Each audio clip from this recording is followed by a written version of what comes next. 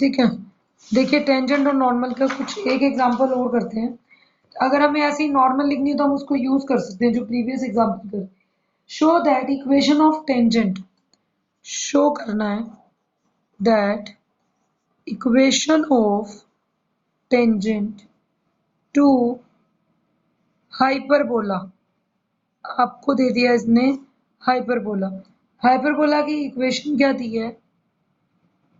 X square by A square minus Y square by B square 1 at x naught y naught is x naught by a square minus y naught by b square is equal to 1। ये आपको equation hyperbola की दी हुई है, prove करना है hyperbola की tangent की equation ये होगी, इसको प्रूव करना है। तो सॉल्यूशन में देखो गिवन कर क्या है, given equation of hyperbola is x square by a square minus y square by b square is equal to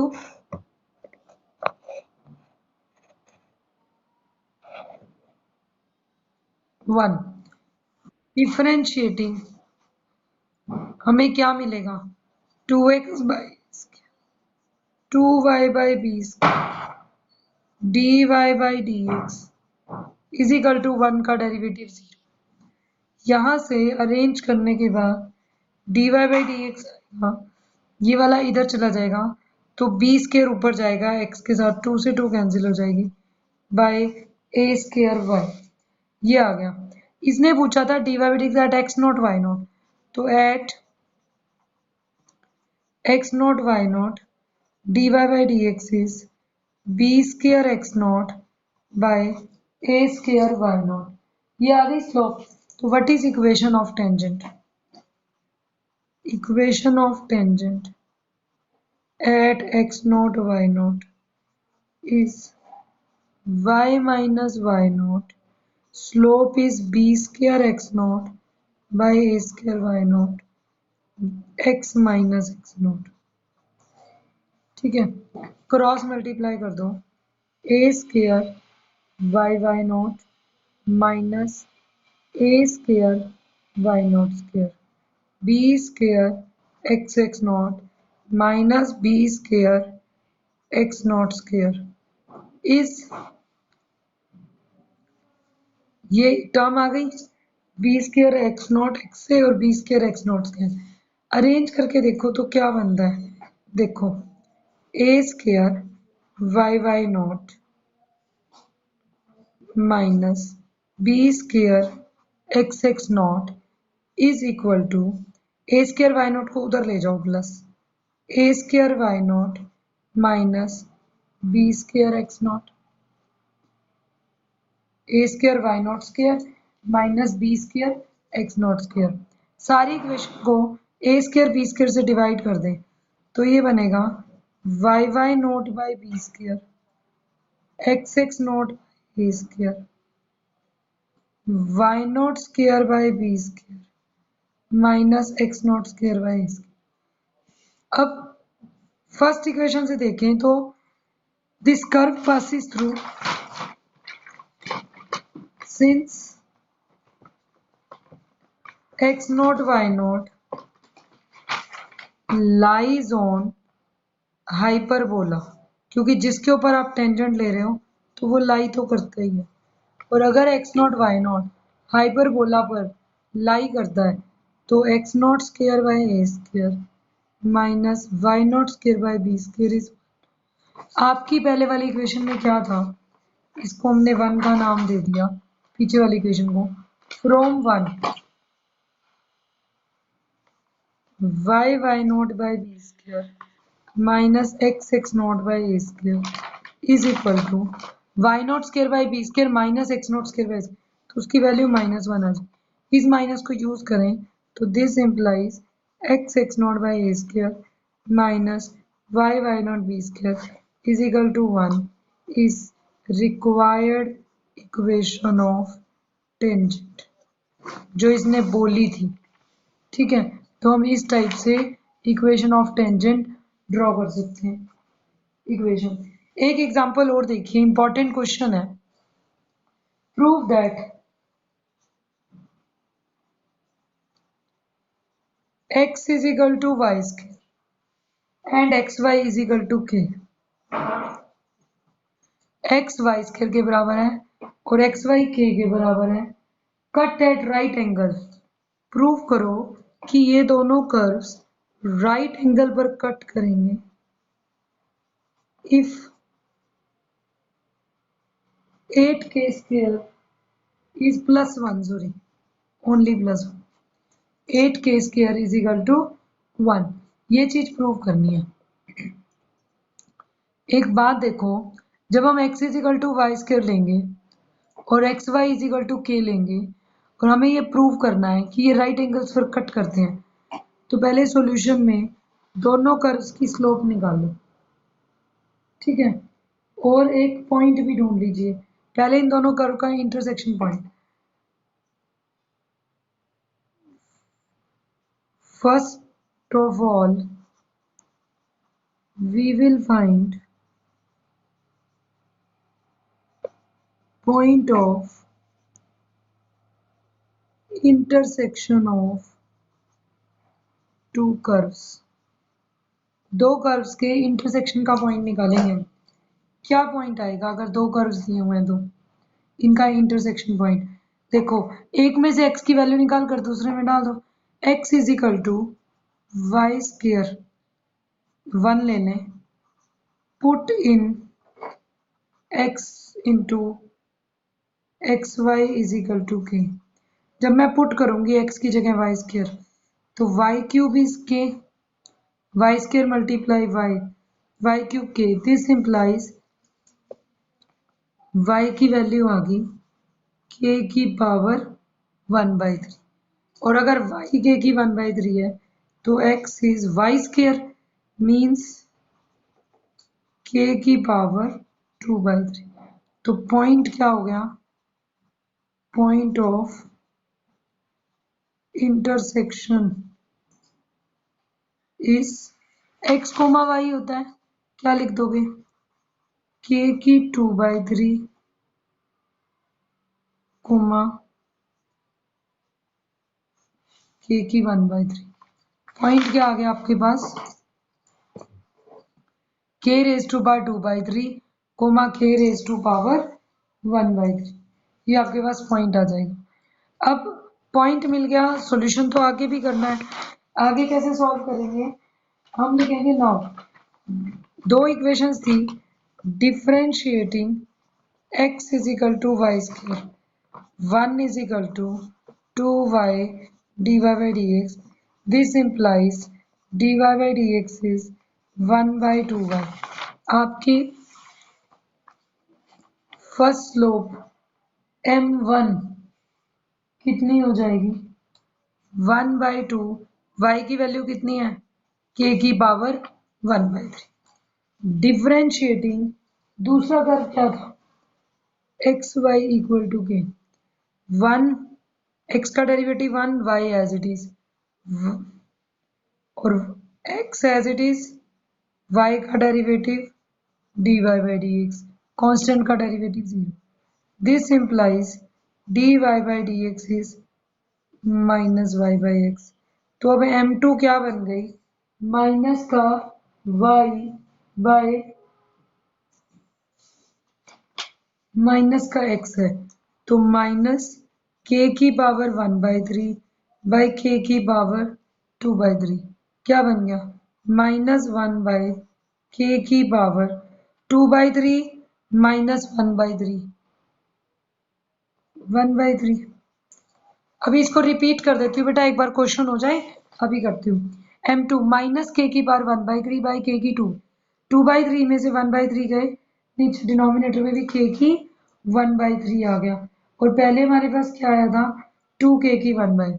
since आपको क्या गिवन है, since curves cut at right angles, curve cut करते हैं राइट एंगल पर, और अगर कोई चीज राइट एंगल पर कट करती है तो दोनों की स्लोप्स का प्रोडक्ट -1 होना चाहिए। m1 आपका है 1/2 के 1/3, m2 आपका है -1 k की 1/3 is equal to minus minus cancel हो जाएगा। 1 is equal to 2 into k की power 1/3 into 1/3 2/3। Cubing both sides कर दो। क्यूबिंग करोगे तो 1 का क्यूब 1, 2 का क्यूब 8, 8 स्क्वायर, और यही हमें प्रूव करना था। ठीक है, इस क्वेश्चन को एक बार देखो।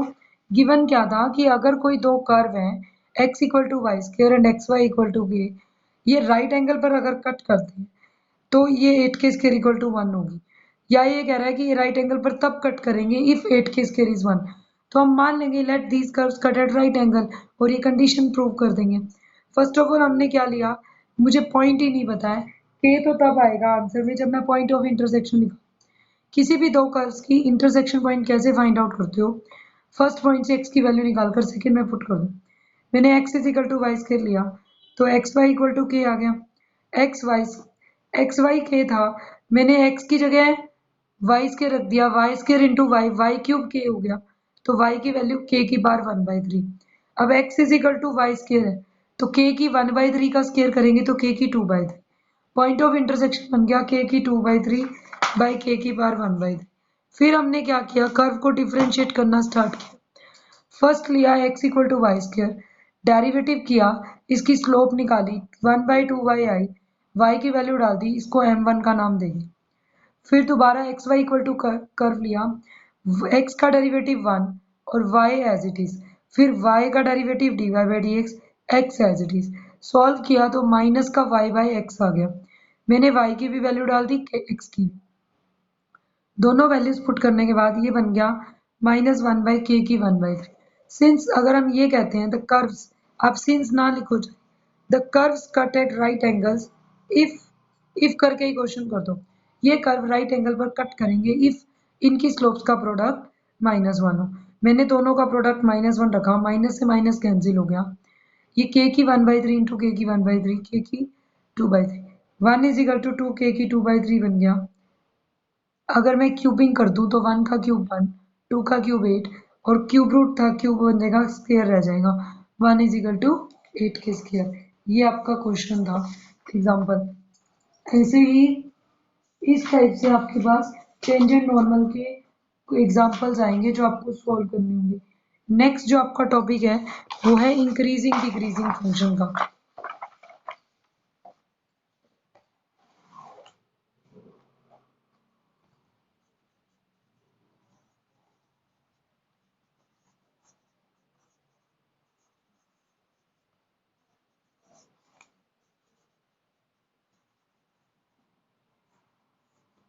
ये नेक्स्ट एक्सरसाइज है बेटा, इंक्रीजिंग एंड डिक्रीजिंग फंक्शन। हमें ना बेसिकली ये क्लियर नहीं होता है कि इंक्रीजिंग फंक्शन कौन सा होता है और डिक्रीजिंग कौन सा होता है। इंक्रीजिंग फंक्शन और डिक्रीजिंग फंक्शन के लिए हम ये बात लेकर चलते हैं, नॉर्मल डेफिनेशन में तो हम ये कहते हैं y अगर एक फंक्शन है उसको इंक्रीजेस तब कहेंगे अगर x इंक्रीज करता है और y भी इंक्रीज कर रहा है। If x increases then y also increases, तो फंक्शन इज इंक्रीजिंग फंक्शन। ठीक है, और अगर हम कहें कि x डिक्रीज कर रहा है तो y भी डिक्रीज कर जाए तो आपके पास क्या होगा, तब भी वो इंक्रीजिंग फंक्शन कहलाता है। कहाँ पर फंक्शन डिक्रीजिंग होता है, x तो इंक्रीज करे y डिक्रीज कर जाए, y इंक्रीज करे x डिक्रीज करे y इंक्रीज करे, x इंक्रीज करे और y डिक्रीज करे। तो अपोजिट जब हो जाता है मतलब x इंक्रीजेस y इंक्रीजेस, इसको ऐसे लिख सकते हैं आप, x इंक्रीजेस y इंक्रीजेस। जो x के साथ हो रहा है वही y के साथ हो रहा है, x डिक्रीजेस y डिक्रीजेस। ये दोनों ही पार्ट इंक्रीजिंग फंक्शन के होते हैं। बट अगर अपोजिट हो जाए, x इंक्रीज कर गया y डिक्रीज कर गया, या x डिक्रीज कर गया और y इंक्रीज कर गया, ये डिक्रीजिंग फंक्शन होता है। मीन्स अगर अपोजिट साइन हो जाए, पॉइंट्स दिए थे वो आपस में, एक्स इंक्रीज कर रहा था आपका लेकिन वाई डिक्रीज कर गया, या एक्स डिक्रीज किया और लेकिन वाई इंक्रीज कर गया, साइन चेंज हो जाए तो आपके पास डिक्रीजिंग फंक्शन होता है। साइन सेम रहे, इंक्रीजिंग का इंक्रीजिंग, डिक्रीजिंग का डिक्रीजिंग, तो वो इंक्रीजिंग फंक्शन ही कहलाता है। ठीक है, जब जनरल हम डेफिनेशन पढ़ें तो हम ये कहते हैं, if x1 is greater than x2 implies fx1 भी fx2 के ग्रेटर है तो है इंक्रीजिंग। या फिर हम ये कहें x1 x2 से लेस है, fx1 भी fx2 से लेस। कहने का मतलब बेटे, अगर साइन सेम रहता है, दो पॉइंट्स के बीच में जो साइन था वही इमेजेस के बीच में रहता है, तो वो इंक्रीजिंग होता है। डिक्रीजिंग में क्या होता है, x1 तो x2 से बढ़ा दिया था लेकिन fx1 स्मॉल हो जाए, लेस हो जाए fx2 से, तो ये डिक्रीजिंग है। या x1 लेस दिया था और fx1 ग्रेटर हो जाए तो भी डिक्रीजिंग है। मीन्स जब आपका साइन चेंज हो जाएगा तो वो फंक्शन डिक्रीजिंग बनेगा, ग्रेटर से लेस हो जाए, लेस से ग्रेटर हो जाए। ठीक है, बट ग्रेटर ग्रेटर ही रहे, लेस लेस ही रहे, तो वो इंक्रीजिंग की टाइप्स होती है। स्ट्रिक्टली इंक्रीजिंग और नॉर्मल इंक्रीजिंग में क्या फर्क है, ये इंक्रीजिंग है जब हम ग्रेटर देन इक्वल टू लगा देते हैं,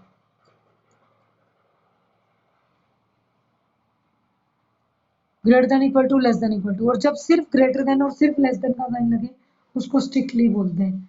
ठीक है, हम स्ट्रिक्टली इंक्रीजिंग में एक बात और भी लिख सकते हैं, दूसरी बात, एफ एक्स स्ट्रिक्टली इंक्रीजिंग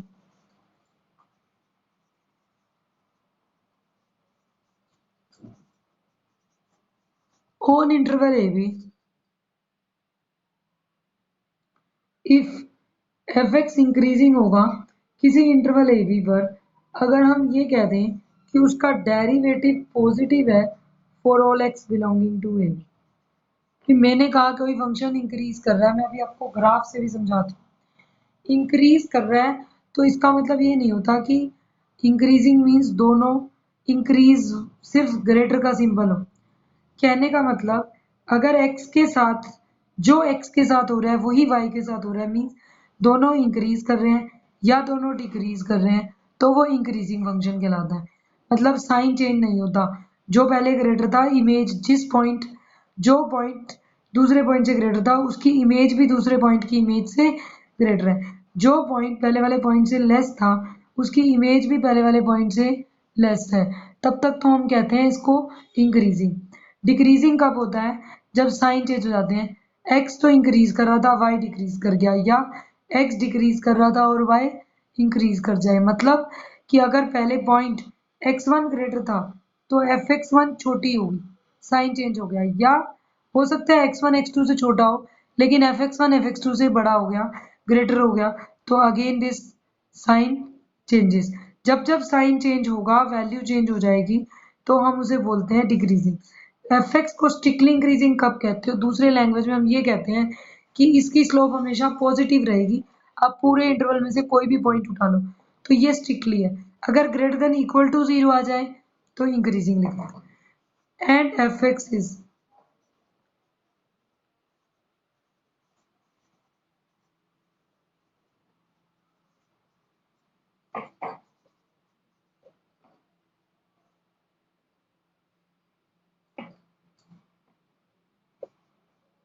और f x strictly decreasing a b पर कब होगा, कोई भी फंक्शन किसी इंटरवल पर डिक्रीजिंग कब होगा, जब मैं कह दूं एफ डैश एक्स पूरे इंटरवल में for all x belonging to a b, उस इंटरवल के अंदर जितने भी एक्स आते हैं सभी के लिए अगर स्लोप नेगेटिव हो जाए तो वो डिक्रीजिंग, और अगर स्लोप पॉजिटिव हो तो वो increasing.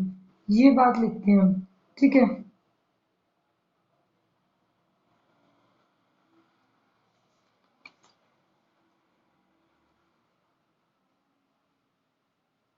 Find the intervals in which the function is strictly increasing और डिक्रीजिंग।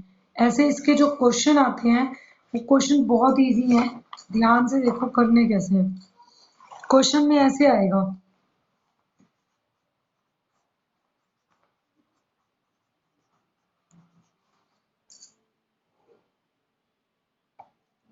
पॉइंट्स बताओ कि ये इंटरवल किस इंटरवल में ये फंक्शन इंक्रीजिंग रहेगा और किस में डिक्रीजिंग, सारे इंटरवल्स बताने। ठीक है, find the interval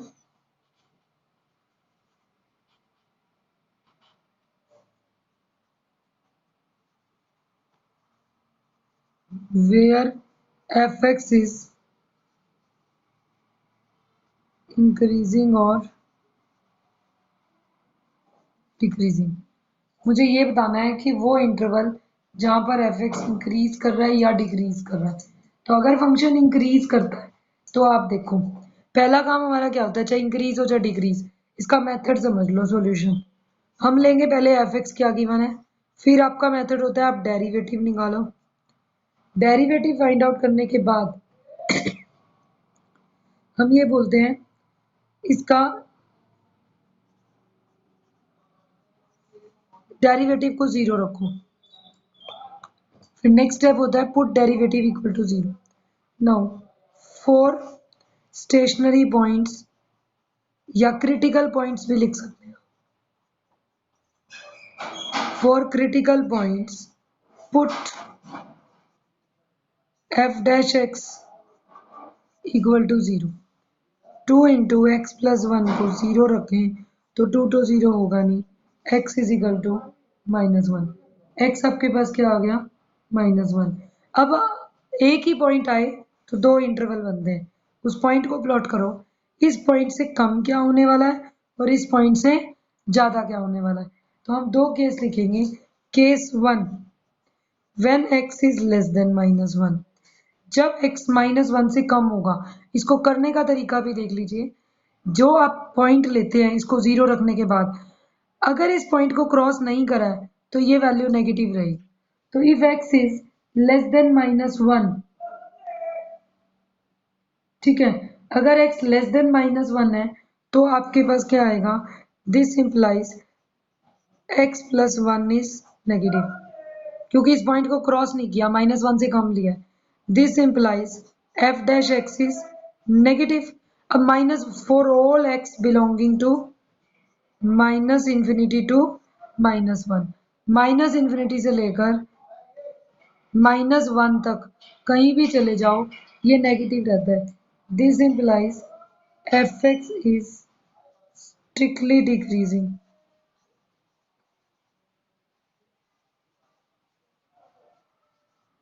on -infinity to -1। Case 2 क्या बनेगा, अगर x -1 से ग्रेटर हो जाए, -1 से ग्रेटर हो तो आपने इस पॉइंट को क्रॉस कर लिया, पॉइंट को क्रॉस करके ये पॉजिटिव बन गया। अब x प्लस 1 हमेशा पॉजिटिव रहेगी। This implies f dash x is positive. This implies fx is strictly increasing.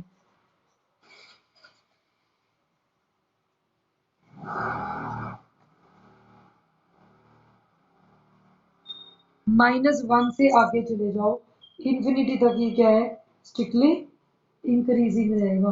तो हमें कोई भी क्वेश्चन है इस टाइप से करना है, बट सभी क्वेश्चन में एक पॉइंट नहीं होता। एक एग्जांपल और देख लीजिए जहां पर हमारे पास 2 पॉइंट्स भी आते हैं, हमें वो भी डिस्कस करने होते हैं।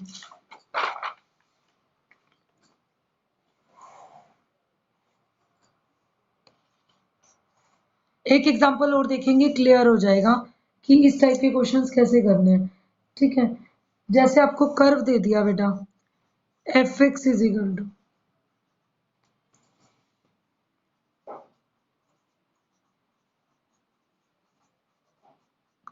2x cube -15x square plus 36x plus 1, इसको फंक्शन को दे दिया। अब मुझे क्या पहला काम फंक्शन का डेरिवेटिव, 3 2 जा 6x स्क्वायर, 15 2 जा 30x प्लस 36, सारे इंटरवल में 6 कॉमन, 6 इंटू फैक्टर क्या बनेंगे इसके, x-3 इंटू x-2। दो पॉइंट्स दिख गए तो आप एक रियल नंबर लाइन लो, दो पॉइंट्स मार्क करो। ध्यान रखना पॉइंट्स मार्क करते टाइम हमेशा वो पॉइंट पहले मार्क होगा जो रियल नंबर लाइन में पहले आता है। और जो रियल नंबर लाइन के हिसाब से बाद में आता है वो बाद में प्लॉट होगा। अब इसके इंटरवल के 3 हिस्से हो गए, 2 से कम, 2 और 3 के बीच में और 3 से ज्यादा, 3 पार्ट्स बन गए। तो अब आपके पास 3 केस आएंगे।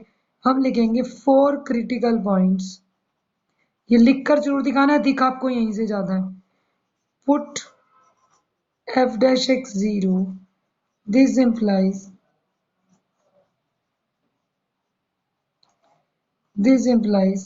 x equal to 2, x equal to 3। Points ले लिए। Case first, x is less than 2। जब x 2 से कम है, ना आपने 2 को क्रॉस किया ना आपने 3 को क्रॉस किया, तो आपको सिर्फ साइन देखने हैं। तो f डैश x क्या होगा, 6 है वो तो पॉजिटिव है। अब ना 2 को क्रॉस किया ना 3 को, तो दोनों नेगेटिव, नेगेटिव, नेगेटिव, नेगेटिव और नेगेटिव का product positive, positive into positive, positive. और अगर f डैश x पॉजिटिव आ जाए तो fx is increasing in minus infinity to 2। Case 2,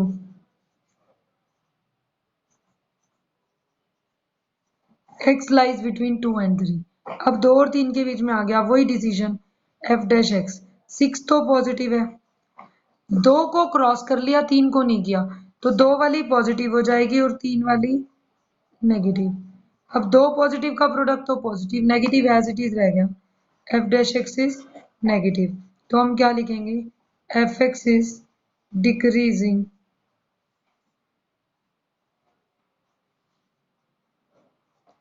in interval 2 to 3। अब ये 2 to 3 में क्या हो जाएगा, और इसको स्ट्रिक्टली लिखते जाना क्योंकि इक्वल टू तो 0 आया ही नहीं गई। स्ट्रिक्टली डिक्रीजिंग, जो पूछा उसी हिसाब से क्वेश्चन कर दीजिए। नेक्स्ट केस 3, केस 3 में क्या आएगा, fx x is greater than 3। अब 2 को भी क्रॉस कर गए 3 को भी, तो f डैश x क्या होगा, 6 भी पॉजिटिव, 2 वाला भी पॉजिटिव, 3 वाला भी पॉजिटिव, तीनों पॉजिटिव है। तो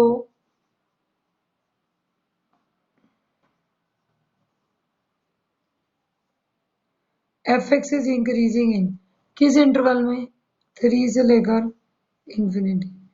अगर ये है तीनों पार्ट्स का अलग अलग आंसर, अगर कंबाइन आंसर लिखना हो तो हम कहेंगे function is increasing from minus infinity to 2, therefore fx is increasing in minus infinity to 2 union 3 to infinity। Minus infinity से 2 लेकर यूनियन 3 टू इन्फिनिटी, और डिक्रीजिंग किसमें है, 2 to 3। तो इस टाइप से आपको इंक्रीजिंग डिक्रीजिंग के क्वेश्चंस करने हैं, यही कंसेप्ट है। ट्राई करना पहले, और जो क्वेश्चंस के डाउट्स हैं एग्जांपल्स भी ट्राई करो, या तो डेरिवेटिव पॉजिटिव नेगेटिव करके ही डिसाइड करना है, तो आपका क्वेश्चन सॉल्व होएगा, इसको तभी कर पाओगे।